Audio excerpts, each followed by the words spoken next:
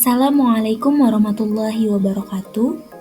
Halo Sobat PPG, kami dari kelompok SMPN 10 Banjarmasin ingin mempresentasikan mengenai demonstrasi kontekstual topik 2, inovasi pembelajaran di lahan basah. Sebelumnya, perkenalkan anggota kelompok kami, ada Alifa Katrunada, Eltina Rafida Aziza, Jauhar Habibah, dan Juhar Latifah. Ya, sekarang kita masuk ke dalam pembahasan. Desain pembelajaran apakah yang paling tepat untuk membelajarkan materi tentang lahan basah di Kalimantan Selatan?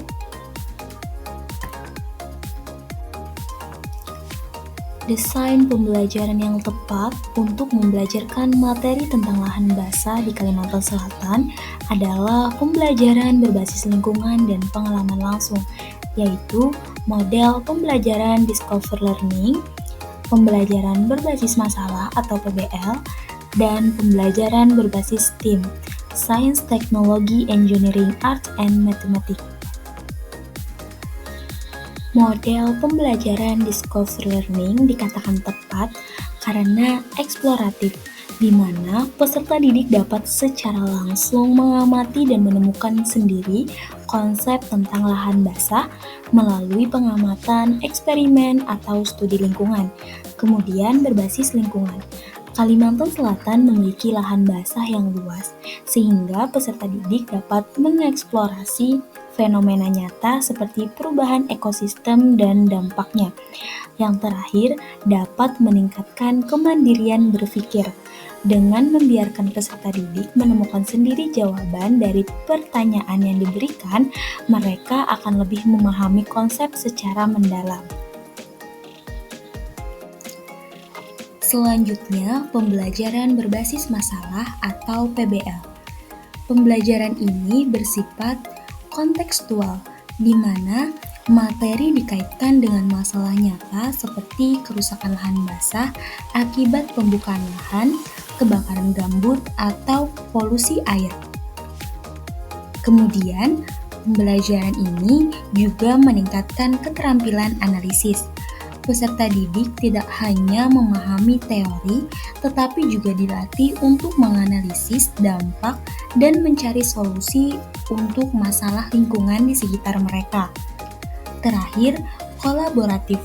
Dalam PBL, peserta didik bekerja dalam kelompok untuk menyelesaikan permasalahan, meningkatkan keterampilan komunikasi dan kerja kelompok. Pembelajaran berbasis STEAM, Science, Technology, Engineering, Art, and Mathematics. Model ini dapat menerapkan pembelajaran lahan basah melalui yang pertama, Sains. Peserta didik menganalisis karakteristik lahan basah, peran ekosistem, dan dampak perubahan lingkungan. Yang kedua, teknologi. Menggunakan aplikasi pemetaan digital atau video interaktif untuk memahami perubahan lahan basah. Yang ketiga, engineering, merancang solusi konservasi lahan basah seperti model penyaring air berbasis vegetasi rawa. Yang terakhir, arts, membuat infografis, video edukasi, atau materi visual tentang pelestarian lahan basah.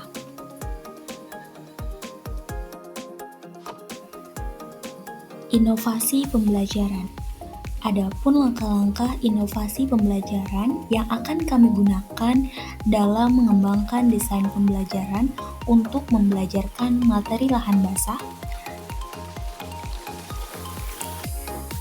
Langkah yang pertama, analisis capaian pembelajaran atau CP untuk menyusun tujuan.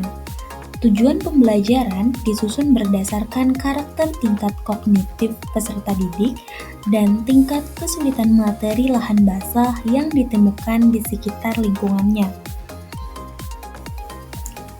Langkah yang kedua, analisis kebutuhan dan karakteristik peserta didik. Mengidentifikasi kebutuhan belajar peserta didik dengan mempertimbangkan gaya belajar, visual, auditori, kinestetik, serta tingkat pemahaman awal mereka tentang ekosistem lahan basah. Selain itu, melakukan asesmen awal untuk mengetahui kesenjangan pengetahuan. Langkah yang ketiga, penentuan model dan pendekatan pembelajaran. Contoh yang kami ambil menggunakan model Discover Learning untuk mendorong peserta didik menemukan konsep sendiri melalui eksplorasi data terkait lahan basah. Kemudian, pendekatan berbasis masalah atau PBL juga dapat diterapkan dengan meminta peserta didik menganalisis dan mempresentasikan studi kasus tentang pelestarian lahan basah di daerah mereka. Langkah yang keempat, pengembangan media dan sumber belajar. Contohnya, kami akan membuat LKPD interaktif yang berisi simulasi dampak kerusakan lahan basah menggunakan TED atau video interaktif dari YouTube. Selain itu, kami dapat menyusun infografis dan bahan ajar digital yang mendukung pemahaman visual serta studi kasus berbasis artikel atau jurnal sederhana.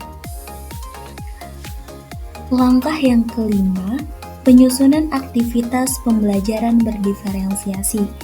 Kami merancang tugas yang beragam sesuai dengan kesiapan, minat, dan profil belajar peserta didik. Contohnya, peserta didik visual dapat membuat poster tentang lahan basah. Peserta didik auditori dapat membuat podcast edukasi, dan peserta didik kinestetik dapat melakukan eksperimen sederhana tentang kemampuan tanah lahan basah menyerap air. Langkah yang keenam, pelaksanaan pembelajaran interaktif. Kami mengawali pembelajaran dengan pemantik video singkat tentang lahan basah.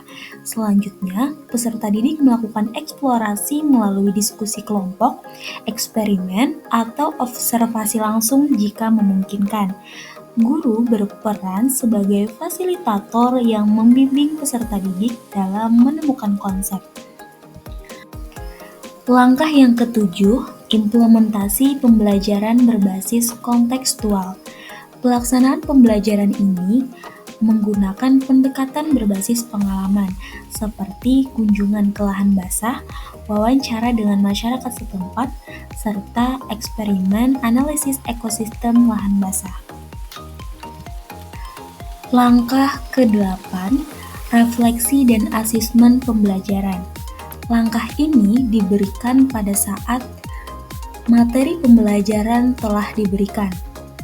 Refleksi dan asesmen pembelajaran yang kami lakukan memberikan asesmen formatif dengan kuis interaktif menggunakan Kahoot atau Quizizz. Selain itu, peserta didik menulis refleksi pembelajaran untuk mengevaluasi pemahaman mereka dan menghubungkannya dengan isu lingkungan lahan basah di sekitar mereka. Langkah yang terakhir yaitu tindak lanjut dan pengayaan.